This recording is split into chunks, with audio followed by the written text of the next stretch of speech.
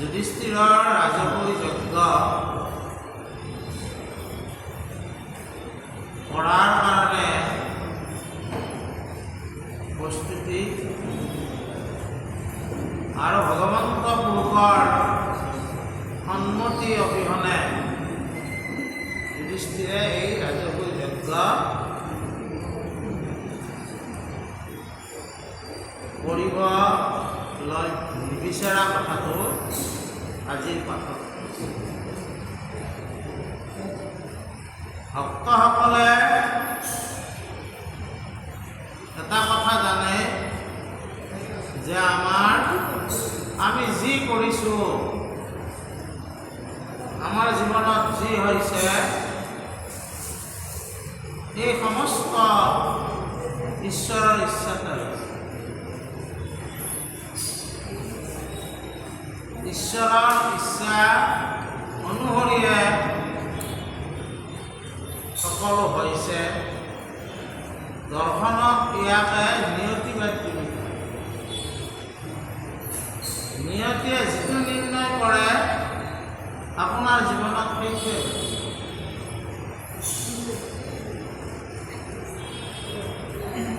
কিন্তু আজি আমাৰ এই পাঠটো ৰজা যুধিষ্ঠিৰে ভগৱন্ত সম্পৰ্কত কিছু কথা তেওঁ ধ্যানত আনিছে। যুধিষ্ঠিৰে কৈছে কি বুলি যে ভগৱন্ত পুৰুষৰ পদতলত যি আছে আৰু সেই পদতলৰ কথা ভকতসকলে সদায় বিচাৰে। ভকতে জগতৰ ঐশ্বৰ্য বিভূতি নিবিচাৰে, অষ্টসিদ্ধি নিবিচাৰে, নৱনিধি নিবিচাৰে। কি বিচাৰে? ঈশ্বৰৰ পদতল।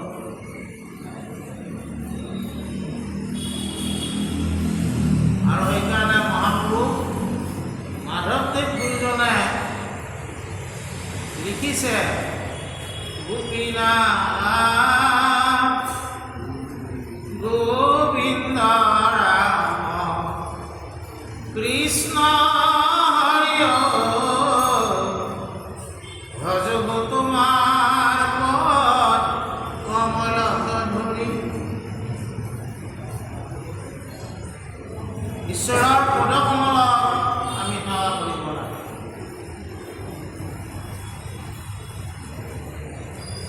হৰি ৰাম ৰাম ৰঘুপতিয়ে তুমি দেৱ গতি নাই। আৰে বুৱা পদ কমলৰ মকৰন্দৰ ফেৰতি কৰিয়া থাকুৰ মতি নাই। হৰি ৰাম ৰাম আমি সদায় গাই আছোঁ। আমাক কি লাগে? ভকতক ভগৱন্তৰ পদতলত আমাক আশ্ৰয় লাগে। আৰু যুধিষ্ঠিৰে সেই কথাটোকে কৈছে যে কি যিসকলে ভগৱন্তৰ পদতলত সেৱা জনাইছে, ঈশ্বৰৰ পদসেৱাই হৈছে মূল ধৰ্ম। আৰু তেওঁলোকৰ কি হৈছে? তেওঁলোকৰ সকলো পাপ নাশ হয়, তেওঁলোকে পৰম পদক লাগি আগ্ৰহী হৈছে। তেওঁলোকৰ কাৰণে মৃত্যু দুৰ্লভ নহয়। আমি যি ভাগৱতে যিটো কৈছে কৃষ্ণস্তু ভগৱন্ত স্বয়ং, আমি যিজনা ভগৱন্তক সেৱা কৰি আছোঁ, যিজনা ভগৱন্তক হৃদয়ত জ্ঞাপন কৰিবলৈ বিচাৰিছোঁ। সেইজনা ভগৱন্তই গৰখীয়াৰ লগত গৰু চৰাইছে, গোপীসকলৰ লগত নাচিছে, আৰু উগ্ৰসেনৰ লগত ৰাজ্যখন কেনেকৈ ৰক্ষা কৰিব লাগে। তাৰমানে কি যে সকলো পৰ্যায়ৰ লোকৰ লগতে তেওঁ সম্বন্ধ ৰাখে। সেইজনা ভগৱন্তৰ পদতলক আশ্ৰয় ল'লে আমি যিটো দুৰ্লভ বুলি ভাবোঁ মুক্তি, সেই মুক্তিও অপ্ৰয়াস। হৰিৰ সেৱাত কিছু নাহিকে প্ৰয়াস, আপুনি লৈবন্ত হৰি হৃদয়ত লাভ। কেৱল পদতলক সেৱা কৰিব লাগে। তাৰপিছত কৈছে যে কৌৰৱ পাণ্ডৱ একে কোনো বংশ, কিন্তু কৌৰৱে তোমাৰ লগত নাথাকি আমি তোমাৰ লগত থাকিলেও আজি মই যোনখন সিংহাত বহি আছোঁ সেই সিংহাখন তোমাৰ কাৰণে পাইছোঁ। আৰু কৈছে কাকতি কৰি কি বুলি, সেইকাৰণে মই নিজকে ৰজা বুলি ভবা নাই। মই কি বুলি ভাবিছোঁ, যুধিষ্ঠিৰে কি বুলি ভাবিছে নিজকে, যে নমো হৰি নাৰায়ণ ৰাম ৰাম ৰাম সৰ্বধৰ্ম শিৰোমণি শিৱাগুণ নাম। এই নাম হৃদয়ত ৰাখি তেওঁ কি কৈছে,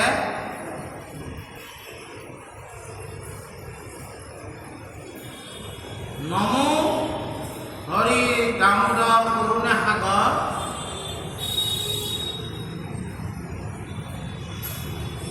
দাস বুলি মুখলয়ো, দাস বুলি মুখলয়ো নিজ দাম। তেওঁক কেৱল তেওঁ কি কৰিব লাগে, দাস বুলি ল'ব লাগে।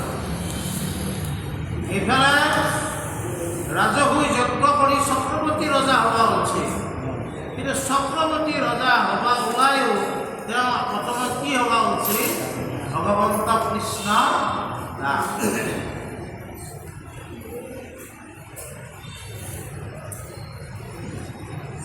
আমাৰ হয়তো সেইটো ভাৱ নহ'ল। প্ৰথমতে তেওঁ আচলতে চক্ৰৱৰ্তী ৰাজা হ'ব বিচৰা নাই, প্ৰথমতে তেওঁ কি হ'ব বিচাৰিছে, ভগৱন্তৰ দাস। আৰু সেইকাৰণে যুধিষ্ঠিৰে প্ৰাৰ্থনা কৰিছিল, আৰু ইয়াত যুধিষ্ঠিৰে কি এটা আমাক ইংগিত কৰিছিল, যে আমাৰ যি পন্থ আছে ঈশ্বৰ লাভ কৰা, এই পন্থসমূহক তিনিটা ভাগত ভাগ কৰা হৈছে। এটা হ'ল কৰ্মপন্থ, এটা হ'ল জ্ঞানপন্থ, এটা হ'ল ভক্তিপন্থ। কৰ্মপন্থতে আচলতে বিভিন্ন দেৱ দেৱীৰ কথা থাকে, বিভিন্ন দেৱ দেৱীক সেৱা পূজা কৰা কথা ক'ত থাকে, কৰ্মপন্থ। কৰ্মপন্থ যদি ভক্তিপন্থ যোগ নহয়, তেওঁ পাৰমাৰ্থিক জ্ঞান কেতিয়াও লাভ নহয়। কেৱল জাগতিক জগতত চলাৰ কাৰণেহে তেওঁ এই সমস্ত কৰি দিয়ে। তাকে কৈছে আগম, তাকে কৈছে নিগম।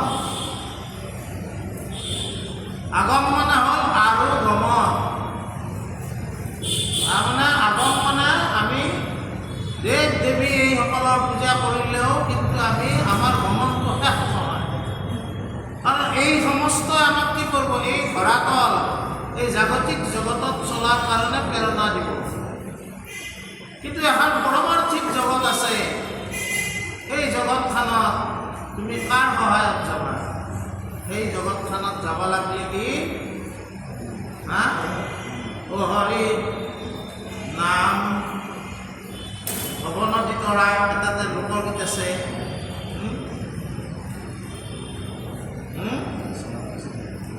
যে ভৱনদী যদি আমি তৰ কৰোঁ, ভৱ মানে সাগৰ, এই সাগৰ যদি তৰক মানে আমি পাৰ পাব লাগে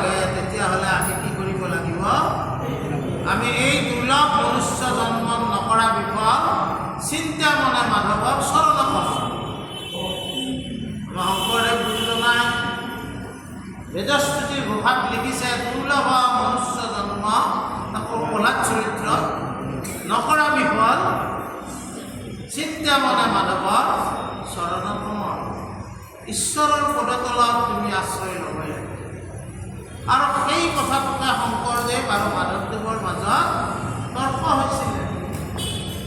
মাধৱদেৱে আগম পন্থইদি কৈছিলে আৰু মহাপুৰুষ শংকৰদেৱে নিগম পন্থইদি সকলো খণ্ডন কৰিছিল। তেওঁ কৈছিলে যে কৃষ্ণক পুজিলে পূজা সমস্তৰে হয়, পৃথকে পুজিলে পূজা কেৱল নহয়। তেওঁ যুধিষ্ঠিৰে আজি কৈছে যদি কৰ্ম পন্থতে থাকি তেওঁ গোটেই জীৱন অতিবাহিত কৰিলে তেনেহ'লে তেওঁ কি হ'ব? তেওঁ কেতিয়াও মোহ ভংগ নহয়, তেওঁ সদায় মোহ বাঢ়িহে যাব, তেওঁ ঈশ্বৰমুখী নহয়। কিন্তু যুধিষ্ঠিৰে এই চক্ৰৱৰ্তী ৰজা হোৱাৰ কাৰণে ৰাজহুই যজ্ঞ কৰিছে, কৰিবলৈ ওলাইছে, কিন্তু তাৰ আগত কি ভগৱন্তৰ দাস হ'বলৈ বিচাৰিছে। গতিকে আমিও আমাক কি শিকাইছে যুধিষ্ঠিৰে? যে তুমি যিমান ডাঙৰ পদতে অধিষ্ঠিত নোহোৱা কিয়া তুমি কিন্তু সেই পদটো ভগৱন্তৰ দাখিলী কৰ্মৰ ফলত পোৱা বুলিহে শংকৰদেৱ গুৰুজনে আৰু লিখিছে যতেক সুকৃতি মানে কৃষ্ণক অৰ্পিব লয়া উপদেশ মাধৱক আৰাধিব। আমি আচলতে ঈশ্বৰৰ ওচৰত আমাৰ সুকৃতিখিনি অৰ্পণ কৰিছোঁ। আৰু যুধিষ্ঠিৰেও আজি যে মানে ইন্দ্ৰপ্ৰস্থৰ সিংহাসনত বহিছে তাৰ সুকৃতিখিনি কাক দিছে? কৃষ্ণ, ভগৱন্ত কৃষ্ণ। তাৰপিছত কি কৈছে?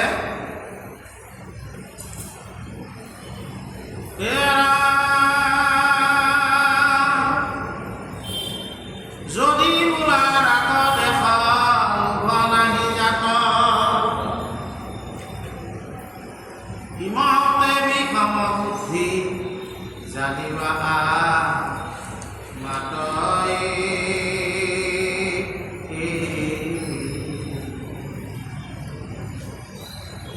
ইটো সত্য কথাটো প্ৰভু তুমি পৰম ব্ৰহ্ম সমস্তৰে আত্মা সম দৃষ্টি নিৰূপম আপোন আনন্দে পৰিপূৰ্ণ সৰ্বক্ষণে তোমাৰ বিষম বুদ্ধি হৈব গুণে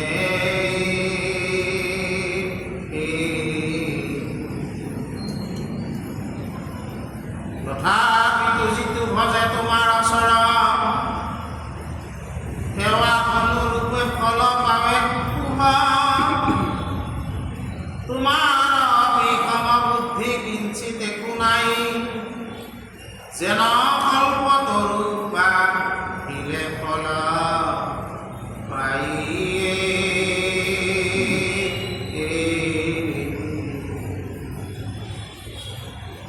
নবাঞ্ছিলে কল্পতৰু আপোনে দেৱৰ এই মতে সম তুমি পৰম ঈশ্বৰ এতেকে সাধিও ভকতৰ প্ৰিয় বাস তোমাৰ প্ৰমাণে বৃদ্ধি ৰাজয়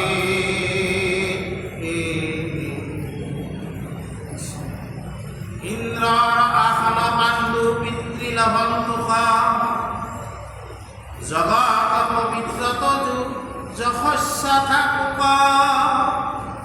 পৰম বৈষ্ণৱ যুধিষ্ঠিৰ মহাশয় তান বাক্যে তুষ্ট হইলা কৃষ্ণ কৃপা ময়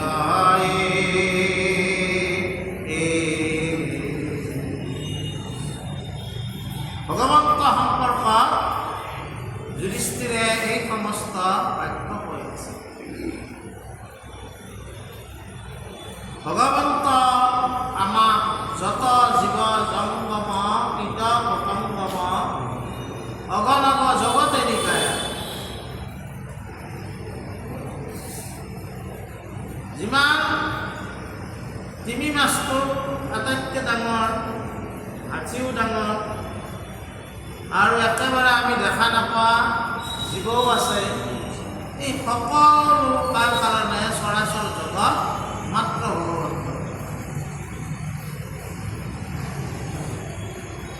কিন্তু ভগৱন্ত কেতিয়াবা কেতিয়াবা আমিও অলপ ভগৱন্তক কেতিয়াবা কেতিয়াবা অলপমান ভাবোঁ যে বেয়া কৰ্ম কৰা মানুহবিলাকে দেখোন ভাল হৈছে।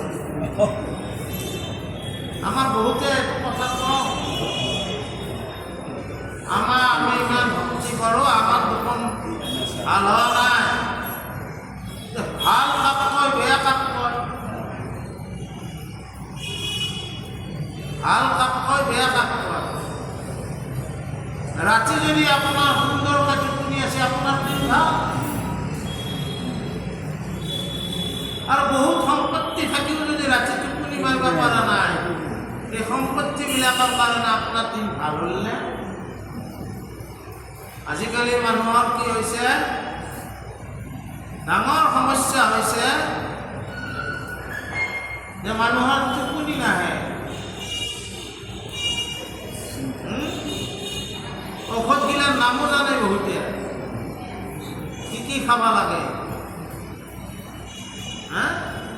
টোপনি নাহে কি কাৰণত? আজিকালিতো মানুহ বহুত উন্নত হৈছে। তাৰমানে কি হয় যে মানুহ আমি ভাবি আছোঁ যে সেইটোৱে আমি স্বৰ্গ সুখটোকে সুখ বুলি ভাবি আছোঁ। স্বৰ্গ সুখটোকে আমি সুখ বুলি ভাবি আছোঁ। ভালকৈ ঘৰ এটা বান্ধিছোঁ, ভাল এচি চেচি লৈছোঁ, সেইবিলাককে সুখ বুলি ভাবি পেলাই আমি ভাবি আছোঁ। কিন্তু থকা ঘৰে যাৰ যাৰ আছে তেওঁ আৰু কৈছে নাই, এইটোৱে সুখ নহয়, এতকৈ সুখ বেলেগ আছে। সেই সুখটোৱে হৈছে আমাৰ উপনিষদৰ যেতিয়া মন্ত্ৰবিলাক গাওঁ, অসতমা সৎগময়, তমসমা জ্যোতিৰ্গময়, মৃত্যুৰ্মা অমৃতম গময়, ওম শান্তি শান্তি শান্তি। তিনিবাৰ শান্তি কওঁ কিয়া যে আধ্যাত্মিক শান্তি মোক লাগে। আদিদৈৱিক তাপৰ পৰা যি মই তাপিত হওঁ তাৰো মোক শান্তি লাগে। আদি ভৌতিক তাপৰ পৰা যি তাপ পাওঁ তাৰ কাৰণে মোক শান্তি লাগে। তিনিবাৰ কওঁ, একবাৰ ক'লে হয়। ওম শান্তি শান্তি শান্তি। এই তাপবিলাকৰ মহাপুৰুষ শংকৰদেৱ গুৰুজনাই ঘোষাত লিখিছে, হে মধুৰ মথন ৰাম সংহাৰ তাপ কৰায়ু বসান। সংহাৰৰ তাপ কি? এই হ'ল আদি ভৌতিক, আদি দৈবিক আৰু আধ্যাত্মিক। আৰু এইকাৰণে উপনিষদৰ মন্ত্ৰ শেষত ওম শান্তি শান্তি শান্তি। এতিয়া আমি এই ভগৱন্তৰ ক্ষেত্ৰত আমি বিভিন্ন তাপত তাপিত হওঁ আৰু কেতিয়াবা কেতিয়াবা ভাবোঁ যে ভগৱন্ত কাৰ কাৰণে আছে? ভক্তৰ কাৰণে আছে না বেয়া মানুহৰ কাৰণে আছে? সন্দেহ হৈ যায়, কাৰণ তেওঁলোকে আমাৰ আগেদি গাড়ী ধোঁৱা উৰি যায়। কিন্তু আচলতে কি ভক্তৰ ফালে ভগৱন্ত, বুজা নাই? অৰ্থাৎ পৃথিৱীত এটা ডাঙৰ বস্তু আছে, সেই বস্তুটো যদি আপোনাৰ ওচৰত আছে আপুনি সুখী। এইটো হ'ল সন্তুষ্টি। যদি আপোনাৰ সন্তুষ্টি আছে আপুনি সুখী, আৰু যদি সন্তুষ্টি নাই, আমি বেছিভাগ মানুহৰে সন্তুষ্টি নাই। ভাত একেলগে আমাক একেলগে মানে ভোজনৰ ব্যৱস্থা কৰিছে, তেওঁৰ ফালে অলপ মাছ গ'ল মোৰ ফালে সৰু মাছ আহিল মোৰ অসন্তুষ্টি আহিলে এতিয়া মই ক'ত সুখ পাম গেছি হা দৈ বোকা চাউল আমাক খুৱাই ভকতসকলক হা তেওঁক দেখি মশাটো গেল মোক দেখি পানী গেল অসন্তুষ্টি আচলতে সন্তুষ্টিয়ে আপোনাক সুখ দিব আমাৰ এইবিলাক অসন্তুষ্টি আছে আৰু সেইকাৰণে মাজে মাজে আমি ভগৱানক বিসং বুলি মানো আচলতে তেওঁ সকলোতে সম আৰু এই ভগৱন্তক কি বুলি কোৱা হৈছে কল্পতৰু বৃক্ষ খুজিলে পায় ঠিক তেনেকৈ ভগৱন্তক ভক্তি কৰিলেও তুমি যি পাব লাগে তাকে পাবা কিন্তু ভগৱন্তই যিখিনি এই পৃথিৱীখন ৰক্ষা কৰাৰ কাৰণে কি কৰিছে সূৰ্য দিছে সূৰ্যইটো সমানভাৱে সকলোতে পোহৰ আৰু তাপ দি আছে তাপটো বিষম নাই হয়নে নহয় কথাটো বুজা নাই গতিকে যুধিষ্ঠিৰে এই কথা কৈছে যে তুমি সকলোতে সম আৰু কি কৈছে তোমাক যিসকলে ভক্তি কৰিছে সেই ভক্তিৰ জৰিয়তে তোমাৰ ভক্ত যদি হ'ব পাৰিছে দাসত্ব যদি স্বীকাৰ কৰিছে তেনেহ'লে তুমি তেওঁলোকৰ ফালে আছা কিমান কাইদা কৰে ভগৱন্তই দুৰ্যোধনে ভাবিলে কি যে আমাৰ যুদ্ধখনত কৃষ্ণক আমি পাব লাগিব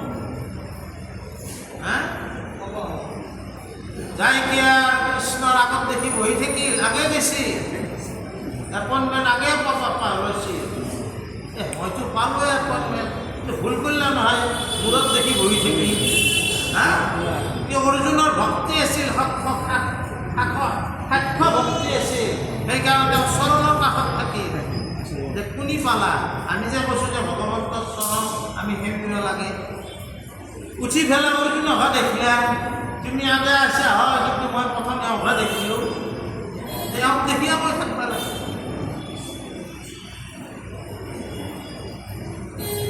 যে ভগৱন্তৰ চৰণ সেমিলি ভগৱন্তই সেইজন ভকতকে নিজৰ ভকত বুলি গ্ৰহণ কৰে দুৰ্যোধনক নাৰায়ণী সেনা দিলে কিন্তু তেওঁ অৰ্জুনৰ ফালে মানে পাণ্ডৱৰ ফালে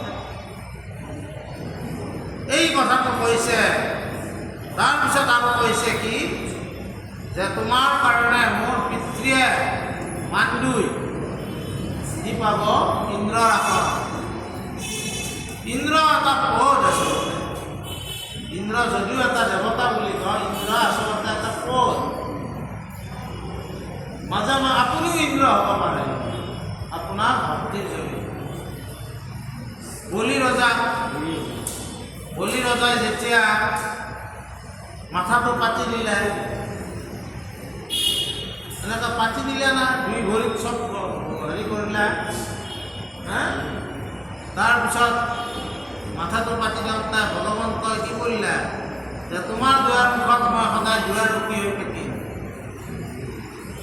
আৰু কি ক'লা এইবাৰ মই তোমাক ইন্দ্ৰ পাতিব নোৱাৰিলোঁ সাৰ্বনী মনো তোমাক মই ইন্দ্ৰ পাতিম এই মনন্তৰবিলাক যাই থাকেতো কোনটো মনন্তৰত কোনি ইন্দ্ৰ হয় কোনি বৰুণ হয় এইবিলাক এটা পদহে গতিকে তেওঁ কৈছে যে তোমাৰ তেতিয়াহ'লে মোৰ পিতৃও ইন্দ্ৰ হ'ব পাৰে এই বুলি ভগৱন্তক যেতিয়া নিজৰ মনে প্ৰাণে কায় বক্ত মনে তেওঁ সেৱা কৰিছে ভগৱন্ত কি হৈছে সন্তুষ্ট ভগৱন্তই কি ভাল পায় ভগৱন্তই ভাল পোৱা বস্তুটো নিজে নিৰ্ণয় কৰি থৈ গৈছে তেওঁ যগুণ ভাল পায় তেওঁৰ যগুণ শ্ৰৱণ কীৰ্তন কৰিলে তেওঁ কি কৈছে ভগৱন্ত ক'ত থাকে একান্ত ভকত হবে নিৰ্গুণ কৃষ্ণৰ গুণ গাৱে সদা বকিয়া জগত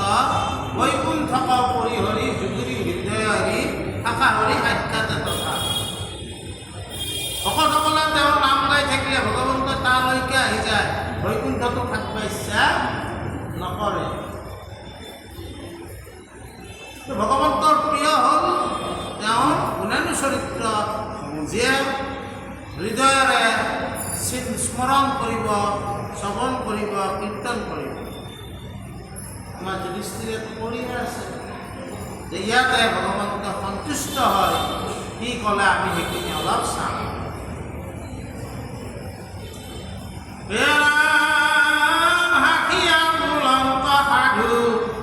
সাধু মহাৰাজ নিশ্চয় কৰিলা সিদ্ধি হৈবত কাজ,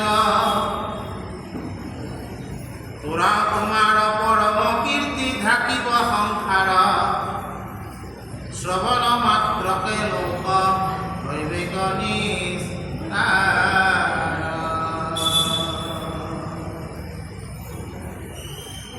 দেৱঋষি পিতৃগণ পুহিত জনৰ, আমাৰ বাঞ্ছনি আছে পুৰাণী খবৰ। মহাযজ্ঞ ৰাজসূয় কৰিবা নিপতি, সমস্তৰে বাঞ্ছা আছে দেখিবা কুপতি। এতে বেজি নিয়োৱাগে নিপতি সকল, পৰিউক বৈশ্যজত পৃথিৱী মণ্ডল। সমস্ত সংসাৰ পৰিউক ভালমতে, পৰিউক ৰাজসূয় যজ্ঞ বিধিমতে। জানো বোলা ৰাজাগণ জিনিব কিমতে, দেখা তজু ভাই চাৰি আচন্ত লগতে। দেৱতাৰ অংশ সবে ভৈলাই অৱতাৰ, এতে কেজি নিতে পাৰে সমস্ত সংসাৰ।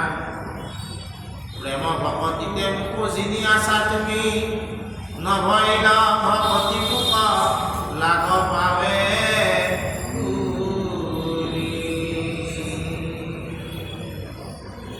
ভগৱন্ত কৃষ্ণ এইবাৰ যুধিষ্ঠিৰক কৈছে, হে যুধিষ্ঠিৰ মহাশয়, তুমি পৰম বৈষ্ণৱ। বৈষ্ণৱৰ কাম হ'ল কি? বিষ্ণু জ্ঞান হৃদয়ত স্থাপন কৰা। বিষ্ণু জানন্তি ইতি বৈষ্ণৱ। বিষ্ণু জ্ঞান কি? চতুৰ্ভুজ ৰূপী এটা বিষ্ণুৰ মূৰ্তি, সেইটোৱে বিষ্ণু জ্ঞান। বিষ্ণু জ্ঞান হ'ল আপুনি আপোনাৰ দৃষ্টিটো ব্যাপক হ'ব লাগিব। আপুনি ভগৱন্ত সকলোতে দেখাৰ কাৰণে যত্ন কৰিব লাগিব, সেইটোৱে বিষ্ণু জ্ঞান। সমস্ত ভূততে আছো মই হৰি, সবাকো মানিবা তুমি বিষ্ণু বুদ্ধি কৰি, সেইটোৱে বিষ্ণু বুদ্ধি। বিষ্ণু বুদ্ধিটো বেলেগ বস্তু একো নহয়। সমস্ত ভূততে, অকল জীৱন আৰু ভূতবিলাকত তেওঁ থাকাই বুলি কৈছে, নাই সমস্ত জগতে ঈশ্বৰ বুলি কৈছে, বেলেগকে নাই। আৰু এই দৃষ্টিভংগীটোৱে হ'ল বিষ্ণু বুদ্ধি বা বিষ্ণু জ্ঞান। বিষ্ণু জ্ঞান বুলি কওঁতে ব্যাপক দৃষ্টিটো আপোনাক লাগিব। আৰু সেইকাৰণে যুধিষ্ঠিৰক বৈষ্ণৱ বুলি কৈছে। তাৰমানে তেওঁ বিষ্ণু জ্ঞান হৃদয়ত স্থাপন কৰিছে, আৰু সেইকাৰণে তেওঁক কি বুলি কৈছে? সাধু সাধু বুলি কৈছে। এই ব্যাপক দৃষ্টিভংগী যিটো জনে হৃদয়ত স্থাপন কৰে, তেওঁ সাধুহে হ'ব লাগে। সাধাৰণ মই এটা কথা কওঁ, সন্ত বিনুৱাজী নাম শুনছিনে নাই? দেখা পাইছে, বৰ ভাগ্যহে। ক'ত দেখা পাইছে? নাই পাৱা? বিনুৱাজী, সন্ত বিনুৱাজী,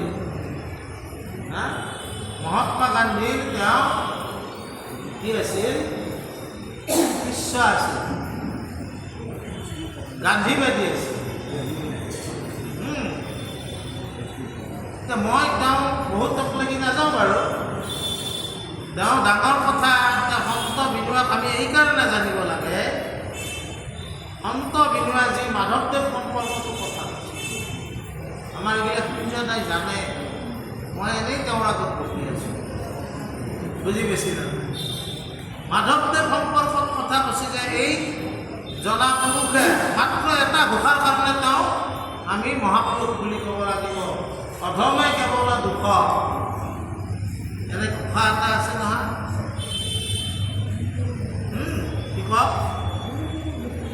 অঁ, আৰু মধ্যমে দুখগুণ বিচাৰ কৰি লয়, উত্তমে গুণখিনি লয়, অত্যুত্তমে কি লয়, অল্প গুণকে বিস্তাৰ কৰি লয়। এই ঘোষাটোৰ নাম ঘোষাত আছে।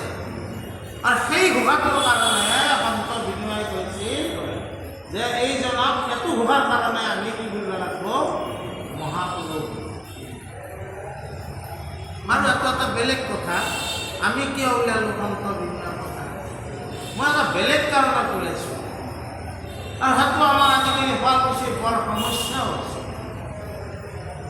বান্দৰৰ কাৰণত ওলাইছোঁ। বান্দৰে আমাক বহুত দিগদাৰ দিয়া হৈছে। এই সন্ত বিনোৱাক কোনোবা কেইজনমানে যাই সুধিলে, বিনোৱাজী এই বান্দৰবিলাকৰ ঈশ্বৰে কিয় সৃষ্টি কৰিছে? ইহঁতৰ কি কাম?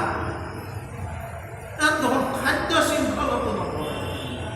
খাদ্য শৃংখল তৃণভোজী, মাংসভোজী, এনেকুৱা এটা শৃংখল আছে। তাৰপিছত মানে কিয় ভগৱানে ইহঁতক সৃষ্টি কৰিছে? ইহঁতৰ কাম আছে বোলে। কি কাম? তেওঁ সন্ত মানুহ নহয়, সন্তৰ হৃদয়ত তাৰমানে এই বস্তুটোৱে হ'ল ব্যাপক দৃষ্টি। তেওঁ দেখছি কামটো, আমিতো নেদেখোঁ। বৰ ডিষ্টাৰ্ব নেদে। মই এইবিলাক বহি থাকোঁতে চাহৰ হেৰি মোৰ কালিয়ে লৈ কি কৰিবা, বুজি পাইছা? এতিয়া সন্ত বিনোৱাই কি দেখিলে বান্দৰৰ তাতে? ইহঁতৰ কাম আছে বোলে। কি গুৰুজী? ইহঁতে গাছত মালিচ দে, গাছগিলাক যে জাপে পানীগিলা এনেকৈ টানে, গাছগিলা একঠিতে থাকে, সিহঁতৰ জীৱ আছে, ইহঁতে মালিচ দে। তাৰমানে কথাটো তাৰমানে সন্ত মানুহবিলাকে তেওঁলোকৰ এটা উপকাৰটো চিন্তা কৰিব পাৰে, আমি নহয়। আৰু সেইকাৰণে তেওঁ সন্ত বিনোৱাইছে। আগত সন্ত শব্দটো লেখা সন্ত বিনোৱাইছে, বুজা না? এই কাৰণে ক'ব গ'লে আমাৰ যুধিষ্ঠিৰ আকৌ এই পৰম বৈষ্ণৱ, সেইকাৰণে তেওঁক সাধু আদু বুলিছে। তেওঁৰো হৃদয়ত সন্ত জ্ঞানখিনি আছে। আৰু তাৰপিছত কৈছে যে তুমি ৰাজহুৰি যজ্ঞ কৰিবা, সকলোৱে ইচ্ছাও কৰি আছে তুমি চক্ৰৱৰ্তী ৰজা হওক, চক্ৰৱৰ্তী ৰজা হ'ব লাগে। যুধিষ্ঠিৰ সকলোৰে ইচ্ছা আছে, আৰু কিন্তু চক্ৰৱৰ্তী ৰজা হ'ব লাগিলে তাৰ এটা প্ৰক্ৰিয়া আছে। সেই প্ৰক্ৰিয়াটো কৰিব লাগে।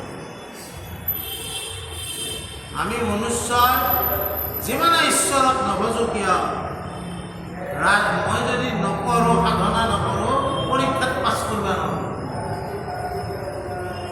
তেলৰ এটা পেকেট আনি পেলাই মই ইয়াতে আগত দি পেলাই মই পৰীক্ষাত পাছ কৰিব নোৱাৰোঁ।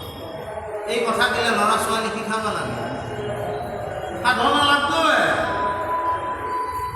কিন্তু ঈশ্বৰক ভক্তি কৰিব লাগে। আমাৰ কি হয়, আমি ভাবোঁ আমি ৰাতি নপঢ়োঁ, ভগৱান মই মানে আগতে আমি মানে কথা হ'ল কি, সৰস্বতী পূজাৰ দিনা এটা গীত গাইছিল, সৰস্বতী আয়ে বিদ্যাদান কৰা, পৰীক্ষা হলত নকল কৰিলে নপঢ়োঁ যে ধৰা। এইটো গীতটো গালি নহ'ব। সাধনা কৰিব লাগিব।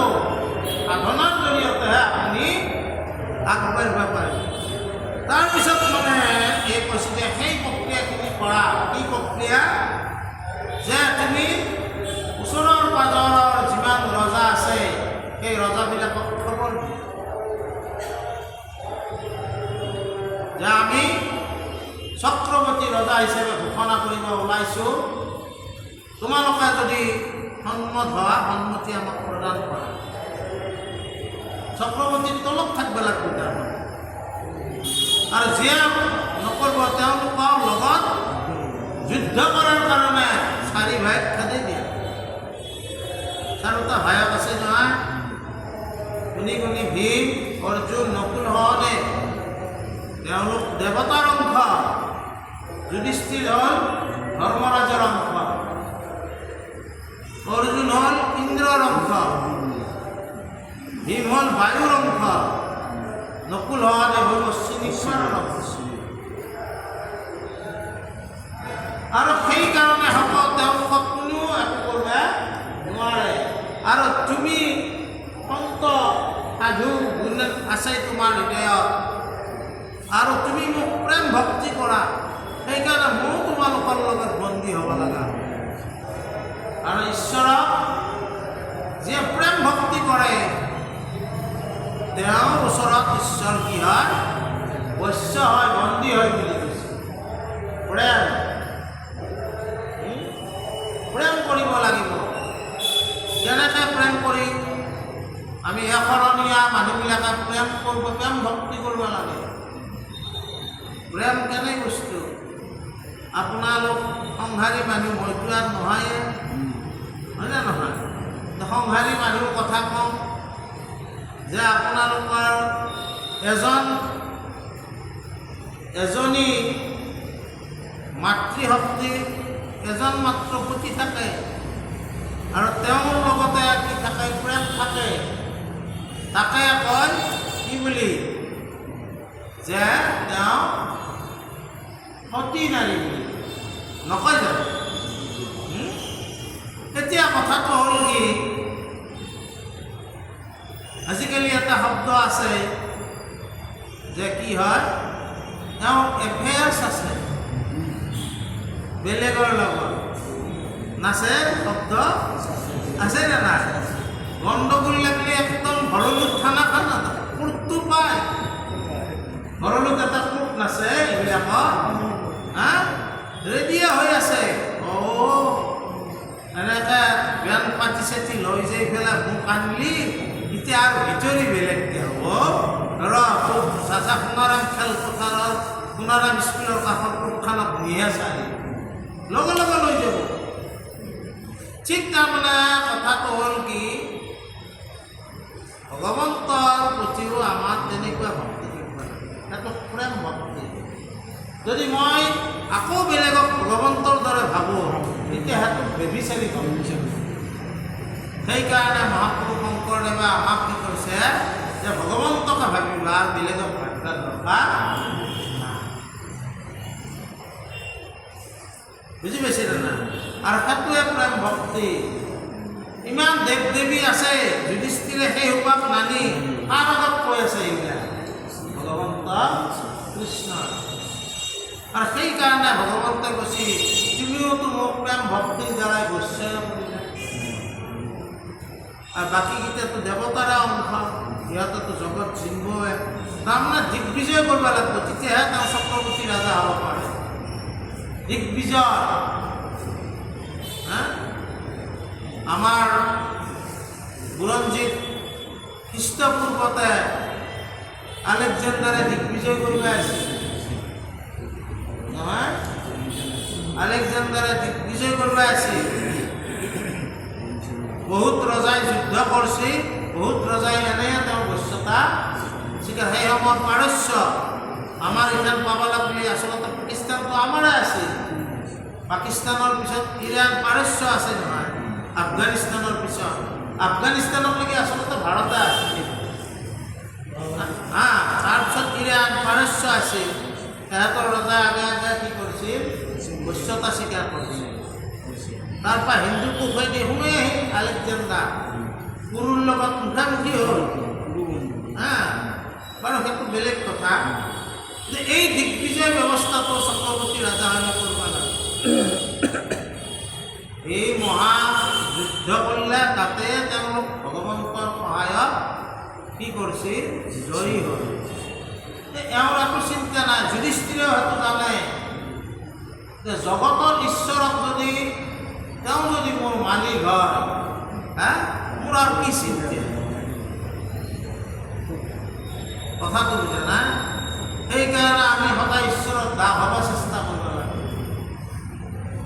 মই কাৰোবাৰ ঘৰত যোগেলি কাম কৰিলোঁ, মানে মালিকৰ তলত উৎসৱ আছে, মালিকে চিন্তা কৰিব মোক কাপোৰে দিব লাগে নেকি, মই কি দৰকাৰ লাগছে চিন্তা কৰিব। কথাটো বুজা নাই? আমাকতো বেছিভাগ মানুহ তেনেকুৱা মানুহ চলাইছিল নহয় শুৱালকুছিত। আজিহে শুৱালকুছিৰ অৱস্থা বেয়া। ইমান ল'ৰাক ৰাখছি শুৱালকুছিৰ ঘৰত, আৰু তেওঁলোকক এনেকৈ উৎসৱ পাৰ্বণত কাপোৰ কানিও দিছে। তেওঁ একো চিন্তা কৰিব নালাগে। ঠিক তেনেকৈ ভগৱন্তক যদি আমি মালিক কৰি লওঁ, মালিকে আমাৰ চব চিন্তা কৰিব। যুধিষ্ঠিৰে সেই কথাটো জানে, জানি এই মালিকৰ শৰণাপন্ন হৈছে। আৰু শৰণাপন্ন হয় তেওঁ কি কৰিছে? ভগৱন্তইও তেওঁলোকক আশ্বাস দিছে যে প্ৰক্ৰিয়াটো কৰা, মই তোমালোকৰ লগতে আছোঁ। তাৰপিছত কি হৈছে? যিজনে জানিব মুখ ভৈলা খবৰ দৃঢ় কৰি গোলাকাৰ তাক আছে ধৰ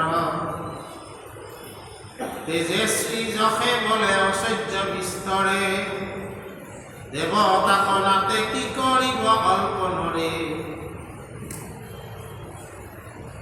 নিগতি অৰ্জুনৰ শুনা অৰ্জুনৰ নাতি কৃষ্ণৰ বচনে যুধিষ্ঠিৰ মহামতি প্ৰফুল্ল কমলংক আনন্দে উজ্জ্বল মনে মহাকৌতুহল নয়ন সজল কৃষ্ণৰ মহানে যজ্ঞ সিদ্ধি ভৈলা বুলি চাৰিও ভাইক ছায়া দেখিলা মহাবলী পৰম বৈষ্ণৱ হবে হীৰ মহাবীৰ বিষ্ণু তেজ ব্যাপী আছে সবাৰ শৰীৰ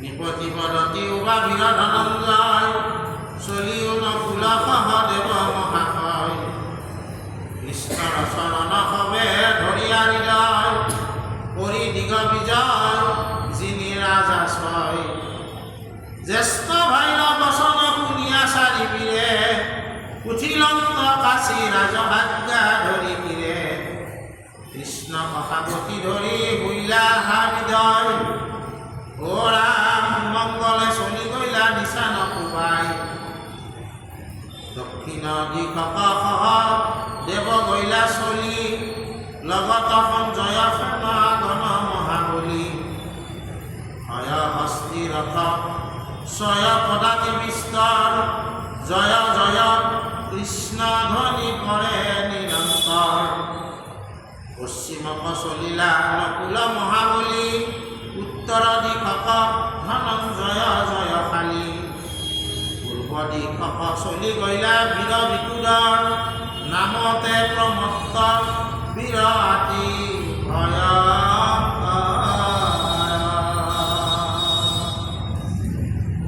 এই ভাগৱত কথা ভাগৱতৰ এটা নাম চতুশ্লোকী আৰু এটা নাম হ'ল পৰীক্ষিত মুখ্য কথা। এই যে দ্বাদশ স্কন্ধ ভাগৱত এই কথাবিলাক শুনিয়ে পৰীক্ষিতে মোক্ষ লাভ কৰে। সেইকাৰণে এই ভাগৱতৰ এটা নাম কি? পৰীক্ষিত মুখ্য কথা আৰু এটা চতুশ্লোক। আৰু শ্ৰীমদ ভাগৱত এতিয়া কথাটো হ'ল কি? এই ভাগৱত অৰ্জুনৰ নাতি পৰীক্ষিত নহয়, বুজা না? এই পৰীক্ষিতক শুনি আছে আৰু কৈছে, দেখিছা মা যুধিষ্ঠিৰৰ কথা, তেওঁ ভগৱন্তৰ যেতিয়ালৈকে ইংগিত পোৱা নাই, যেতিয়ালৈকে ঈশ্বৰে কোৱা নাই তুমি ৰাজহুৱা যজ্ঞ কৰিব পাৰিবা, তেতিয়ালৈকে তেওঁক আগবঢ়া চক্ৰৱৰ্তী ৰাজা হোৱাৰ কাৰণে তেওঁ যোগ্য, কিন্তু যোগ্যজনেও সদায় সুযোগ্যৰ ওচৰ চাপিব লাগে। আমি নিজকে যোগ্য বুলি যদি ভাবোঁ সেইটো অহংকাৰ হ'ব। খুব যোগ্যৱান ব্যক্তিসকলে সদায় সুযোগ্য ব্যক্তিৰ ওচৰত সদায় পৰামৰ্শ লয়। সেইটো মই কৰিব ওচৰ চাওঁ বুলি কয়, তেওঁ যদি পঢ়া শুনাৰ ক্ষেত্ৰত হয়, হয়নে নাই? গতিকে ভগৱন্ত যুধিষ্ঠিৰ যদিও যোগ্য আছিল, তেওঁৰ ভায়েক চাৰিটা ইমান মহাবীৰ, তেওঁ ইচ্ছা কৰিলে দিগ্বিজয় ঘোষণা কৰিব পাৰে, কিন্তু তেওঁ ঈশ্বৰৰ আজ্ঞা নাপাওক লাগি তেওঁ কৰা নাই। কাৰণ তেওঁ জানে যে ঈশ্বৰৰ ইচ্ছাতে চব হ'ব লাগিব, নহ'লে একো এই বুলি তেওঁক জ্ঞান দিছিল। পৰীক্ষিতক দেখিলা যুধিষ্ঠিৰৰ জ্ঞান, তেওঁ ভগৱন্তৰ পাই যেতিয়া সেউজ সংকেত পালা, তেতিয়া চাৰিও ভাইক ক'লা যে যোৱা অৰ্জুন, ভীম, নকুল, সহদেৱ, তোমালোকে চাৰিও দিশে চাৰিজন যোৱা। তেতিয়া দক্ষিণ দিশত সহদেৱ আগবাঢ়ি গ'ল আৰু পশ্চিম দিশত নকুল গেল, উত্তৰ দিশত অৰ্জুন গেল, পূৰ্ব দিশত ভীম গেল। চাৰিওদিশে গুচি গেল। চাৰিওদিশত যি ৰজা আছে তেওঁলোকে তেওঁলোকৰ আগত বশ্যতা স্বীকাৰ কৰিব, আৰু যদি কোনোবাই নাপাৰে তেওঁলোকৰ লগত যুদ্ধ কৰিব। এই বুলি আৰু যেতিয়া সকলো ৰজাই মানি ল'ব, তেতিয়াহে তেওঁ ৰাজহুৱা যজ্ঞমান সম্পন্ন, নহ'লে নহয়। তেতিয়াহে তেওঁ ৰাজহুৱা যজ্ঞমান সম্পন্ন হ'ব। গতিকে চাৰিও দিশক লাগি চাৰোটা গেল, আমিও অলপ ঘূৰা ঘূৰি যাওক লাগি ব্যৱস্থা কৰোঁ না কি কয়? আহাবাৰ আৰু আহি পেলাইনো কি কৰিলে সেইটো আমি শুনি, যিহেতু চাৰোটা দিশত চাৰোটা গেলে আমিও ঘূৰা ঘূৰি যাওক ব্যৱস্থা কৰোঁ। এইখিনিকে আজি আমি আলোচনা কৰিম। অপৰাধ